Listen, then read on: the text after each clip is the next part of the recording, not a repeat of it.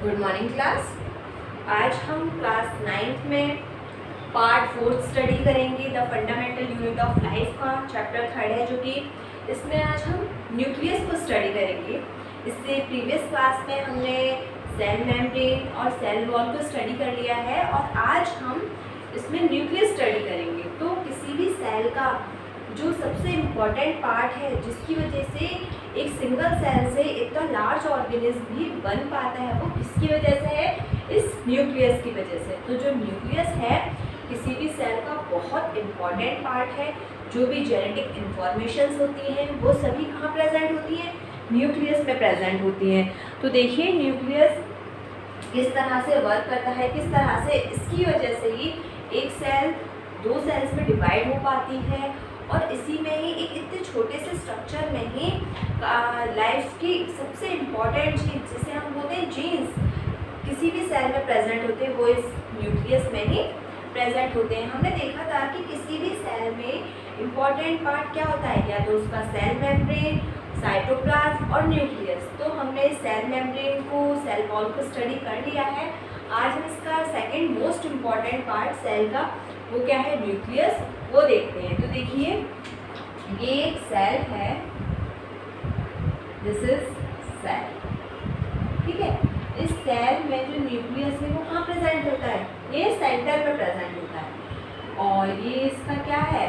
This is, देखिए आप समझने की कोशिश कीजिएगा। This is cell membrane, cell membrane of the cell. अगर ये एक प्लांट सेल है तो इसके ऊपर एक लेयर और होगी जिसको बोलते हैं सेल वॉल। इससे पहले वाली क्लास में भी बताया था कि जो सेल वॉल होती है वो एनिमल सेल में एब्सेंट होती है और प्लांट सेल में क्या होती है? प्रेजेंट होती है। तो ये आ गई इसकी सेल वॉल, ठीक है। ये क्या है? न्यूक्लियस। किसी भी सेल का ये क्या है? न्यूक्लियस। और इस ये क्या है? ये है साइटोप्लाज्म, ठीक है। अब इसी साइटोप्लाज्म में, इसी फ्लूइड के अंदर काफ़ी सारे सेल ऑर्गेनेल्स प्रेजेंट होते हैं। सेल ऑर्गेनेल्स प्रेजेंट होते हैं। इन सेल ऑर्गेनेल में आपका माइटोकॉन्ड्रिया,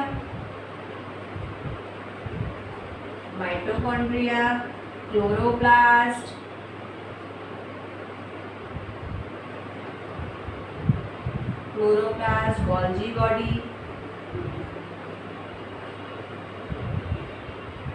गोल्जी बॉडीज हो गया, लाइसोसोम हो गया, राइबोसोम हो गया। काफ़ी सारे जो स्ट्रक्चर्स होते हैं सेल ऑर्गेनेल, ये साइटोप्लाज्म में ही एम्बेडेड रहते हैं। अब आपने देखा जो न्यूक्लियस है वो सेंटर ऑफ द सेल, मतलब किसी भी सेल के सेंटर में न्यूक्लियस प्रेजेंट होता है और न्यूक्लियस किसी भी सेल का बहुत इम्पॉर्टेंट पार्ट होता है। तो देखिए जब इस न्यूक्लियस को इलेक्ट्रॉन माइक्रोस्कोप में हम स्टडी करते हैं तो इसमें डिफरेंट पोर्शन हमें बहुत इंटरेस्टिंगली नज़र आते हैं। तो देखिए डायग्राम आप ड्रॉ कर लीजिए और जब हम इस न्यूक्लियस को मैं बाहर निकल के बनाते हैं तो इसका स्ट्रक्चर बहुत ही डिफरेंट हो जाता है। तो ये आप बना लीजिए। देखिए कि न्यूक्लियस किस तरह से डिफरेंट होता है।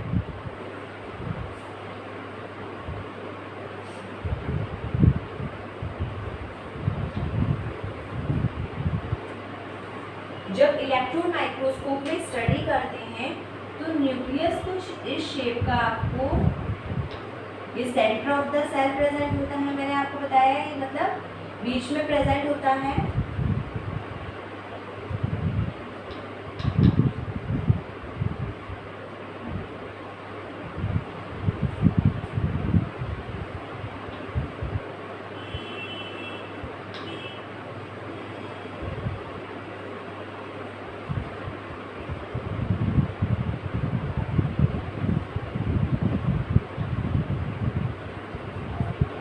देखिए और यहीं से ही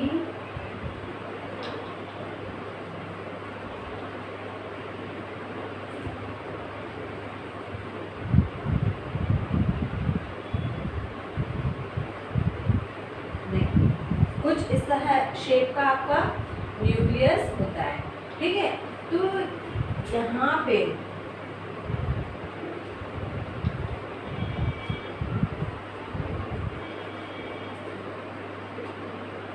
मेरे साथ साथ आप ये डायग्राम ड्रॉ करते जाइए।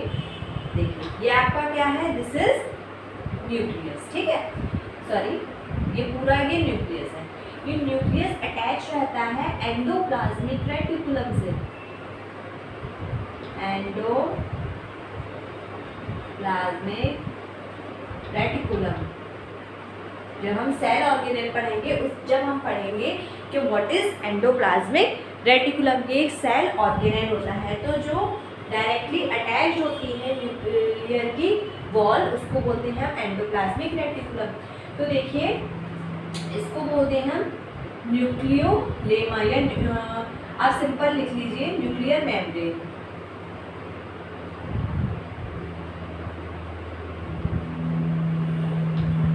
न्यूक्लियर मेम्ब्रेन, ठीक है। तो आप और आपने देखा होगा, देखो जो ये न्यूक्लियर मेम्ब्रेन होती है वो दो होती है, एक आउटर मेम्ब्रेन और ये इनर मेम्ब्रेन। इस बाहर वाली को बोलते हैं आउटर मेम्ब्रेन, और इनर वाली को बोलते हैं, अंदर वाली को बोलते हैं इनर मेम्ब्रेन। आउटर मेम्ब्रेन और इसको इनर मेम्ब्रेन, ठीक है। और जो यहाँ पे कुछ आपने ओपनिंग दिख रही है आपको, देखो ये रही, ये हैं, इनको बोलते हैं न्यूक्लियर पोर, न्यूक्लियर पोर। और जो ये जैसे कि सेल के अंदर साइटोप्लाज्म होता है, इसी तरह से न्यूक्लियस के अंदर क्या प्रेजेंट होता है, न्यूक्लियोप्लाज्म,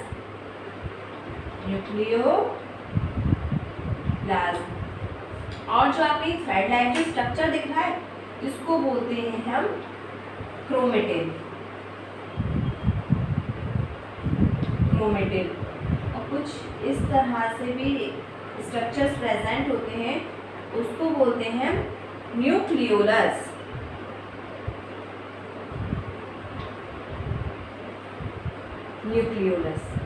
तो देखिए कि आप डायग्राम ड्रॉ कर लीजिए, आई थिंक आपकी बुक में ये नहीं है और ये बहुत अच्छा डायग्राम है और एग्जाम वगैरह में स्पेशली न्यूक्लियस का डायग्राम भी ड्रॉ करने के लिए आ जाता है। तो देखिए जो न्यूक्लियस होता है, centre of the cell present होता है। फर्स्ट थिंग, न्यूक्लियर में दो मेम्ब्रेन होती है, आउटर मेम्ब्रेन और इनर मेम्ब्रेन। इसमें क्या प्रेजेंट होते हैं, न्यूक्लियर पोर्स प्रेजेंट होते हैं। इसके अंदर जो फ्लूइड लाइक स्ट्रक्चर होता है उसको बोलते हैं न्यूक्लियोप्लाज्म। क्रोमेटिन, इस क्रोमेटिन के अंदर थ्रेड लाइक स्ट्रक्चर, इसी में क्या प्रेजेंट होती है, आपकी जेनेटिक इंफॉर्मेशन। क्रोमेटिन में आपकी यहाँ पे आप स्टार लगा के लिख लीजिए, यहाँ पे क्या प्रेजेंट होती है, जेनेटिक इंफॉर्मेशन, ठीक है। और जो न्यूक्लियोलस होते हैं वो एक सेल में एक भी हो सकता है और एक से ज़्यादा भी प्रेजेंट हो सकते हैं। तो देखिए अब हम ये देखते हैं कि अब ये तो हमने देख लिया कि न्यूक्लियस में ये चीज़ें प्रेजेंट होती हैं। अब ये सब बनती कैसे है, तो देखिए जो न्यूक्लियस की जो मेम्ब्रेन होती है वो होती तो बिल्कुल इवन है, उसमें कहीं भी ब्रेकेज नहीं होता, बट कहीं कहीं जाके ये क्या करती है, आउटर मेम्ब्रेन और इनर मेम्ब्रेन बीच में से ब्रेक करती हैं और आपस में ही फोल्ड हो गई। आपने देखा दिस इज आउटर मेम्ब्रेन और ये इनर मेम्ब्रेन, और ये आपस में ही आके क्या कर गई, फोल्ड कर गई। अब जब फोल्ड कर गई तो बीच में क्या प्रेजेंट हो गया, क्या ये क्या प्रेजेंट है, आप देख रहे हैं ना, देखिए ये क्या प्रेजेंट हो गया, इन मेम्ब्रेन्स के बीच में ये प्रेजेंट हो गया गैप। तो इस गैप को ही हम बोल देते हैं दिस इज न्यूक्लियर पोर। देखिए कोई न्यूक्लियस है, centre of the cell present है, इसमें जो मेम्ब्रेन्स हैं, आउटर मेम्ब्रेन इनर मेम्ब्रेन आपस में ज्वाइंट हो गई और इनके बीच में गैप प्रेजेंट हो गया, उस गैप को हमने बोला न्यूक्लियर पोर। इस गैप या इस न्यूक्लियर पोर के थ्रू ही जो न्यूक्लियस है वो साइटोप्लाज्म ऑफ दी सेल के साथ कैसे रहता है, कनेक्टेड रहता है। देखिए जो ये न्यूक्लियस है ये कहाँ पे, ये एक सेल के अंदर ही तो है, ये आप इमेजिन करिए ये क्या है, सेल है। सेल के देखिए ये सेल है और सेल के अंदर दिस इज न्यूक्लियस, ये nucleus centre of the cell present है सॉरी ये न्यूक्लियस सेल के इस न्यूक्लियस को ही मैंने इनलार्ज करके यहाँ बता दिया है। तो इस सेल के अंदर ही क्या प्रेजेंट है, न्यूक्लियस प्रेजेंट है, सेंटर में है। अब सेल के बाहर ये क्या है, दिस इज साइटोप्लाज्म, पहले भी बताया था साइटोप्लाज्म। अब इस न्यूक्लियस में ही क्या प्रेजेंट है, छोटे छोटे पोर्स, यहाँ आप देख रहे हैं। तो ये इन पोर्स के थ्रू साइटोप्लाज्म और न्यूक्लियस इन पोर्स के थ्रू क्या करते हैं, अटैच रहते हैं, मतलब कनेक्टेड रहते हैं। ठीक है, अब आप देखिए इसमें क्या प्रेजेंट है, जैसे कि सेल में साइटोप्लाज्म, न्यूक्लियस में न्यूक्लियोप्लाज्म। और जो ये थ्रेड लाइक स्ट्रक्चर है इसको बोला हमने क्रोमेटिन। इस क्रोमेटिन के अंदर की जेनेटिक इंफॉर्मेशंस होती है। इसी क्रोमेटिन में क्या प्रेजेंट होती है, जीन्स, मतलब जीन्स एक कोड की फॉर्म में इंफॉर्मेशंस होती हैं। और न्यूक्लियोलस आपने देखा होगा किसी भी प्रोटीन्स का फॉर्मेशन जहाँ होता है वो होता है न्यूक्लियोलस में। न्यूक्लियोलस में क्या बनते हैं आपके राइबोसोम, और यहाँ से बनते हुए ये एंडोप्लाज्मिक रेटिकुलम पे जाते हैं और वहीं से प्रोटीन का फॉर्मेशन होता है। तो हम बोल सकते हैं जो न्यूक्लियोलस है प्रोटीन के फॉर्मेशन में बहुत ज़्यादा हेल्पफुल होता है। तो आप देखिए इस डायग्राम को आप ड्रॉ कर लीजिए, फिर हम इस क्रोमेटिन का स्ट्रक्चर देखेंगे कि क्रोमेटिन कैसा होता है। न्यूक्लियस के अंदर जेनेटिक इंफॉर्मेशन होती है। इस न्यूक्लियस में प्रोटीन का भी सिंथेसिस हो रहा है न्यूक्लियोलस में, और ये न्यूक्लियोपोर के थ्रू साइटोप्लाज्म में कैसे है, अटैच होता है। ये डायग्राम आप बना लीजिए, इंपॉर्टेंट डायग्राम है। अब देखिए, अब हम इस न्यूक्लियस में से क्रोमेटिन को अलग निकाल के देखते हैं कि इसमें क्या प्रेजेंट होता है। इस क्रोमेटिन में ही क्या होती है, जेनेटिक इंफॉर्मेशंस होती हैं। तो जो ये क्रोमेटिन है ये क्या है, एक थ्रेड लाइक स्ट्रक्चर। जैसा कि आप ये इमेजिन करिए, जो जिससे हम कपड़े सीते हैं, जिसे हम थ्रेड बोलते हैं, थ्रेड, उस थ्रेड को हमने निकाला और ज़मीन पे यूं ही फैला दिया। तो देखिए ये तो है हमारा न्यूक्लियस। इस न्यूक्लियस में थ्रेड लाइक स्ट्रक्चर है, ये है क्रोमेटिन थ्रेड। अब इस क्रोमेटिन को हमने देखा ये कैसा है, ऐसा है, ठीक है, इसका कोई भी डिफाइंड शेप नहीं है। जब सेल डिवीजन होता है at the time of cell division, at the time of cell division के टाइम जो ये क्रोमेटिन थ्रेड है जिसके अंदर क्या प्रेजेंट है, जेनेटिक इंफॉर्मेशन, ये अभी तो इसका हमें शेप और नहीं पता चल रहा है कि इसका शेप क्या है, बट जब सेल डिवाइड करती है, सेल कहाँ से डिवाइड करती है, न्यूक्लियस के थ्रू ही। सेल में क्या होता है, डिवीजन। तो जब सेल डिवाइड करती है तो जो ये क्रोमेटिन थ्रेड है कुछ कंडेंस होने लगता है और कुछ इस तरह का स्ट्रक्चर आपको बहुत नज़र आने लगता है। ठीक है, तो इस स्ट्रक्चर आप देखिए, आपके लिए मैं और क्लियर का डायग्राम बना देती हूँ।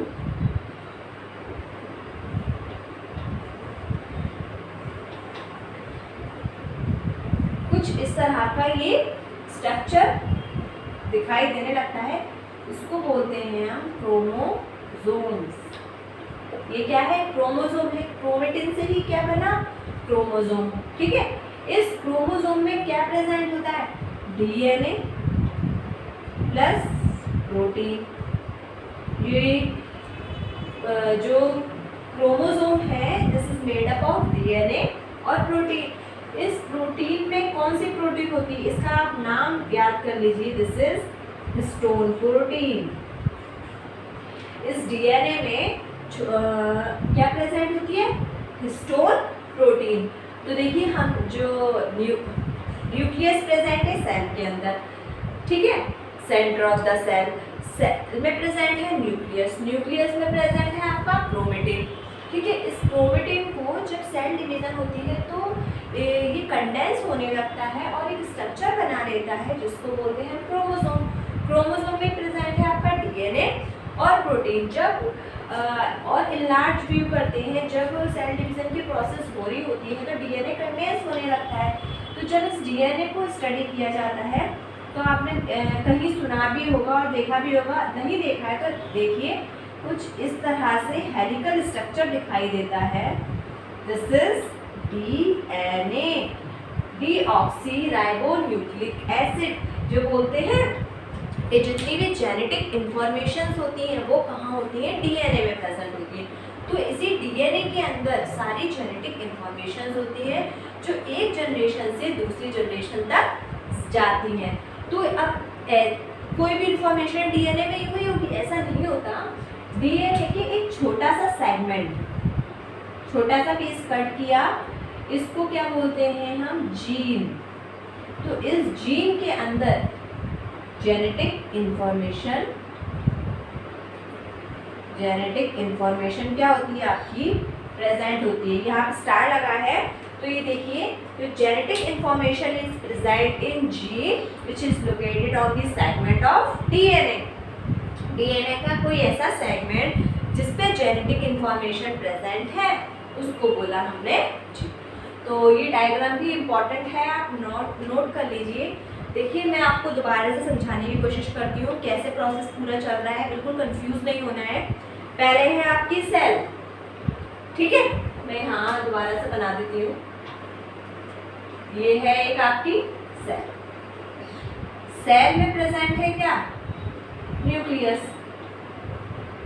ठीक है। अब इस न्यूक्लियस में प्रेजेंट है, this is chromatin, this is chromatin.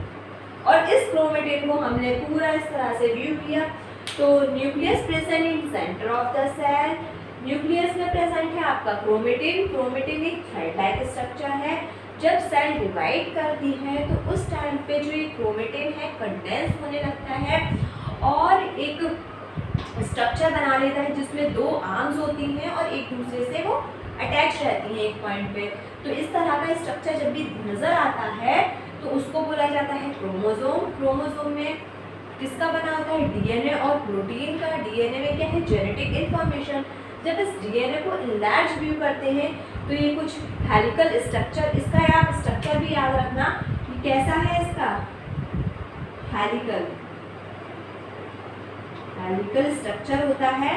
और ये दो थ्रेड होते हैं आपस में एक दूसरे से इस तरह से बॉन्ड्स यहाँ पे प्रेजेंट होते हैं, उनके थ्रू ये कुछ देखिए इस तरह से मिलके ऐसे स्ट्रक्चर्स बनाते हैं। देखिए एक डीएनए का स्ट्रैंड ये है, दूसरा डीएनए का स्ट्रैंड ये है, ये आपस में कुछ इस तरह से मिलके एक ऐसा हेलिकल स्ट्रक्चर्स बनाते हैं और आपस में देखिए ये इस तरह से, जहाँ आपको मेरे थम्स नजर आ रहे हैं, तो ये आपस में ज्वाइंट करते हैं और बॉन्ड्स के थ्रू आपस में अटैच रहते हैं। तो देखिए ये बॉन्ड्स मैंने जॉइंट्स के थ्रू आपको दिखाया। तो ये एक डीएनए का सेगमेंट ये हुआ और दूसरा ये, ठीक है। डीएनए के दो आर्म है कि आपस में इस तरह से जुड़ते हैं, हेलिकल स्ट्रक्चर बनाते हैं और ये बॉन्ड्स के थ्रू आपस में कनेक्टेड रहते हैं। तो इस स्ट्रक्चर को, डीएनए के स्ट्रक्चर को कैसा बोलते हैं, हेलिकल स्ट्रक्चर या हेलिक्स मॉडल। और डीएनए के एक सेगमेंट जो फंक्शनल यूनिट है उसको बोलते हैं जीन। जीन पे भी जेनेटिक इंफॉर्मेशन होती है जो एक जनरेशन से दूसरी जनरेशन तक जाती है। देखिए आप बिल्कुल क्लियर कट है, इसको आप अपनी नोटबुक में ड्रॉ करिएगा और एग्जाम में भी यहाँ से क्वेश्चंस वगैरह आते हैं। तो मैं आई रिकॉल अगेन जिससे आपको बिल्कुल क्लियर कट हो जाए। Nucleus present in the centre of the cell. Nucleus कहाँ प्रेजेंट है, पॉइंट देखिए आप, न्यूक्लियस सेल के अंदर प्रेजेंट होता है, ठीक है, बीच में प्रेजेंट होता है। न्यूक्लियर की में दो मेम्ब्रेन होती है, आउटर मेम्ब्रेन और इनर मेम्ब्रेन। आउटर मेम्ब्रेन और इनर मेम्ब्रेन आपस में एम्बेडेड करके ज्वाइंट हो जाती हैं और वहाँ पे जो थोड़ा सा गैप प्रेजेंट होता है उस गैप को हमने बोला है nuclear pore. Nuclear pore connect करता है न्यूक्लियस को साइटोप्लाज्म से, ठीक है। अब इस न्यूक्लियर पोर के थ्रू ही साइटोप्लाज्म से कुछ यूजफुल सब्सटेंस न्यूक्लियस के अंदर जाते हैं और बाहर निकलते हैं। इस न्यूक्लियस के अंदर क्रोमेटिन नाम का एक स्ट्रक्चर होता है, ये थ्रेड लाइक स्ट्रक्चर होता है, ठीक है। इसी थ्रेड लाइक स्ट्रक्चर में जेनेटिक इंफॉर्मेशन होती है, बट ऐसे तो जेनेटिक इंफॉर्मेशन हमें यहाँ पे दिखाई नहीं देगी। जब सेल डिवाइड करती है, एक सेल से दो सेल बनती है, तो जो क्रोमेटिन होता है थ्रेड लाइक स्ट्रक्चर वो कंडेंस होने लगता है और कुछ बटरफ्लाई शेप का हमें नजर आता है जिसमें दो आर्म्स आपस में जुड़ी रहती हैं। जब हमें दो आर्म्स आपस में जुड़ी रहती हैं तो इस स्ट्रक्चर को बोला हमने क्रोमोसोम। ये क्रोमेटिन का ही स्ट्रक्चर है, जब वो कंडेंस हो गया इसको बोला हमने क्रोमोसोम। क्रोमोसोम में क्या होता है, डीएनए और प्रोटीन। कौन सी प्रोटीन होती है ये भी पूछने को आता है, आपकी नॉलेज के लिए मैंने बताया कि कौन सी प्रोटीन है, स्टोन प्रोटीन। ठीक है, अब डीएनए को जब हम इलेक्ट्रॉन माइक्रोस्कोप में स्टडी करते हैं तो डीएनए एक में डबल हेलिक्स स्ट्रक्चर होता है, आपस में बॉन्ड्स के थ्रू जुड़ा होता है और इसको बोलते हैं हम helical structure of the DNA. और जहाँ पे डीएनए में इंफॉर्मेशन होती हैं, जेनेटिक इंफॉर्मेशन होती है, उनको बोला गया है जीन। तो आज की क्लास में तो देखिए किस तरह से एक सेल के अंदर पूरा कितनी ब्यूटीफुली नेचर ने उसको अरेंज किया हुआ है कि एक छोटे से सेल में न्यूक्लियस भी प्रेजेंट है, उसमें क्रोमेटिन्स भी हैं, वो किस तरह से क्रोमोसोम का रूप ले रहे हैं, फिर उसमें डीएनए बनना है। और एक आप इमेजिन कर सकते हैं कि डीएनए कितना स्मॉल पोर्शन है ऑफ सेल का, और उसी में डीएनए के ही बहुत छोटे से सेगमेंट में जेनेटिक इंफॉर्मेशन प्रेजेंट है। मतलब एक पीढ़ी से दूसरी पीढ़ी तक कौन कौन से कैरेक्टर्स ट्रांसफर हो रहे हैं। आपने देखा होगा किसी की नाक अपने बाबा से मिलती है, अपनी मम्मी से मिलती है, पापा से मिलती है, तो ये क्या है, एक जेनेटिकली हम एक दूसरे से कनेक्टेड हैं। तो वो बहुत छोटे से कोड्स में अरेंज हैं, जीन्स में अरेंज है। वो जीन्स बोलते हैं कहाँ है, हमारे डीएनए में। तो आपने भी देखा होगा जिसके नाना नानी हैं, दादा दादी हैं या नहीं है, कहीं ना कहीं आप लोग उनसे उनकी कुछ आदतों में सिमिलर होते हैं या उन जैसे फीचर्स आप में दिखाई देते हैं। तो ये सब किसकी वजह से होता है, आपके जीन्स की वजह से, आपके जेनेटिक मटेरियल की वजह से। तो इससे नेक्स्ट क्लास में हम दूसरा जो इसका टॉपिक है वो डिस्कस